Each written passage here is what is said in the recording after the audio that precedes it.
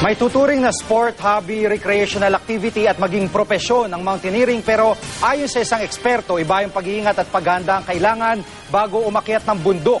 Yan ang tinutukan ni Jamsi Sante. Isa ang Mount Makulot sa Cuenca, Batangas, sa pinakapopular para sa mga mountaineer dahil sa ganda ng tanawin dito.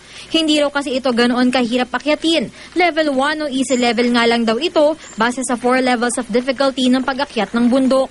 Pero may bahagi daw na naturang bundok na mabangin at delikado, ang tinatawag na Rockies. Sa ibaba ng Rockies, natagpuan ang katawan ng pinaniniwalaang kay Victor Joel Aison, ang mountaineer na nawala matapos umakyat mag-isa sa Mount Makulot noong Easter Sunday. Sabi ng isang expert mountaineer, normal naman para sa mga bihasang mountaineer na umakyat ng bundok mag-isa. Pero dapat nga kahit nga season ka na, hindi mo masyado ginagawa yan. Kasi kapag may nangyari sa'yo, hindi mo matsambahan ka na aksidente sa bundok, sinong tatawag ng rescue para sa'yo? Sino makakita sa pinaghulugan mo? So, kapag umakyat ka, sa amin, safety first, dapat at least 4. May ilang panuntunan din daw sa pag-akyat ng bundok para iwas disgrasya.